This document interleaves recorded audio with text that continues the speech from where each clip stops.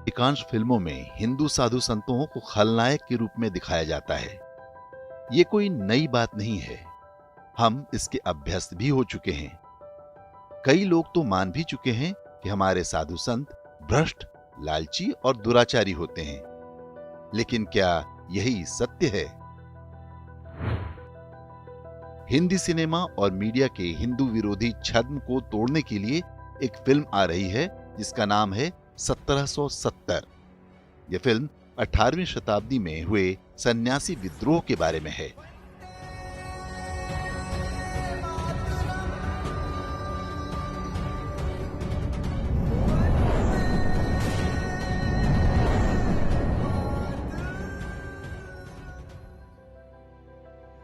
आपको यह जानकर आश्चर्य होगा कि अंग्रेजों से विद्रोह का बिगुल सबसे पहले हिंदू साधु संतों ने फूंका था। ये वो समय था जब मुगल आक्रमणकारियों का शासन अंतिम सांसें ले रहा था। देश के कई क्षेत्रों में ईस्ट इंडिया कंपनी आधिपत्य जमा चुकी थी। सन्यासी विद्रोह का केंद्र बंगाल और बिहार के क्षेत्रों में था। साधु संत अपने गांव अथवा शहर से तीर्थ स्थानों तक आते जाते रहते थे। वे रास्ते में पड़ने वाले गांवों में विश्राम करते और वहां रहने वाले कृषकों और शिल्पकारों को देश की परिस्थितियों के बारे में बताते। इससे लोगों में परतंत्रता के विरुद्ध एक जागृति पैदा हो रही थी। 18वीं शताब्दी के उत्तरार्ध का ये वही समय था जब अंग्रेजों की नीतियों के कारण बंगाल में भीषण अकाल पड़ा था। अंग्रेज समझ गए कि सन्यासियों का ये जन जागरण उनके लिए समस्या बन सकता है।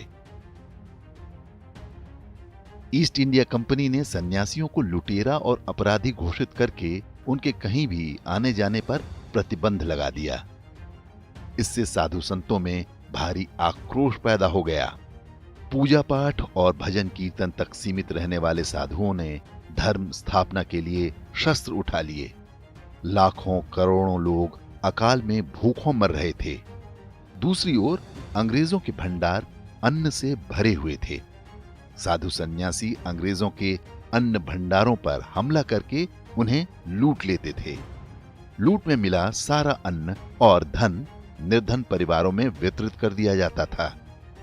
इस क्रांति का प्रभाव यह हुआ कि सन्यासी समूह जनता के बीच बहुत लोकप्रिय हो गए। कई छोटे छोटे जमींदार, किसान और गांवों के लोग उनके साथ सम्मिलित होते गए और आंदोलन फैलता गया। इस विद्रोह का नेतृत्व पंडित भवानी चरण पाठक नाम के एक साधु ने किया। अंग्रेजों ने इस विद्रोह को एक आपराधिक घटना के रूप में दिखाने का प्रयत्न किया है। उनके अभिलेखों के अनुसार सन्यासी के नाम से डकैतों के दल अव्यवस्था फैला रहे हैं। ये तीर्थयात्रियों के रूप में बंगाल के कुछ क्षेत्रों में भिक्षाटन और लूटमार करते हैं। बंगाल में अकाल के कारण इनकी संख्या में वृद्धि हुई है। भुखमरी के कारण कई किसान भी इनके साथ हो गए हैं। 50 से 1000 तक के समूह में ये लूटमार और अग्निकांड जैसे अपराध करते हैं। अंग्रेजी शासन के विरुद्ध विद्रोह मुख्य रूप से दशनामी नागाओं और गिरी संप्रदाय के सन्यासियों ने आरंभ किया था। ये वर्ष 1770 से 1777 अर्थात 7 वर्ष तक सबसे उग्र रूप में था। अंग्रेजी ठिकानों पर सन्यासियों के छापामार हमले वर्ष 1800 तक जारी रहे। कई स्थानों पर उन्होंने अपना स्वतंत्र शासन भी स्थापित कर लिया था। इस विद्रोह में सहस्त्रों साधु संतों ने अपने प्राणों की आहुति दी। बंगाली उपन्यासकार बंकिम चंद्र चटर्जी ने सन्यासी विद्रोह पर ही आनंद मठ और देवी चौधरानी नाम से 2 पुस्तकें लिखी हैं। वर्ष 1882 में लिखी आनंद मठ में वंदे मातरम गीत भी है, जो आगे चलकर भारत का राष्ट्रगीत बना। वर्ष 1952 में आनंद मठ नाम से एक फिल्म भी आई थी। उसके गाने अत्यंत लोकप्रिय हुए थे।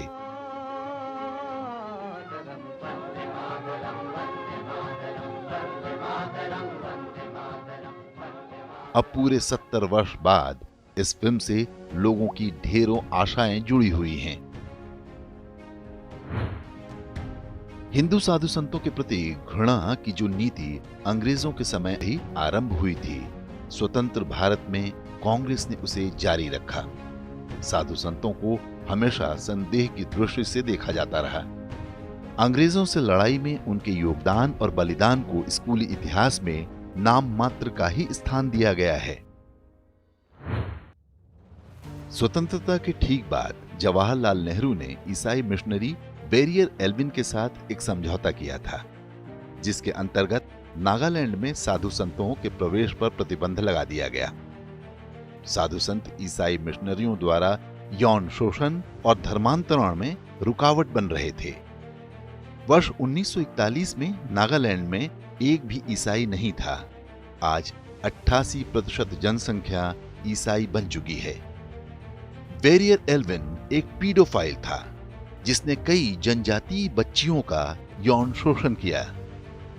वर्ष 1954 में प्रयाग कुंभ के दौरान जवाहरलाल नेहरू की यात्रा के कारण साधुओं का मार्ग रोक दिया गया था, जिससे मची भगदड़ में सैकड़ों लोगों की जान चली गई थी। सरकार के दबाव में समाचार पत्रों ने ये समाचार छापा ही नहीं, ताकि नेहरू की छवि खराब न होने पाए। 7 नवंबर 1966 को दिल्ली में गो हत्या पर प्रतिबंध की मांग कर रहे साधु संतों पर इंदिरा गांधी ने गोली चलवाई थी। इसी नीति के अंतर्गत वर्ष 2004 में सत्ता में आते ही सोनिया गांधी ने शंकराचार्य जयेंद्र सरस्वती को झूठे आरोपों में जेल भिजवा दिया था। बाद में हिंदू आतंकवाद के नाम पर साधु संतों का उत्पीड़न भी उसी नीति का हिस्सा था। महाराष्ट्र के पालघर में साधुओं की पीट पीट कर हत्या के पीछे जो मानसिकता काम कर रही थी, वो अंग्रेजों द्वारा पैदा की गई है। ढेरों फिल्में बनाई गई हैं जिनमें साधु संतों को बच्चे चोरी करते दिखाया जाता है।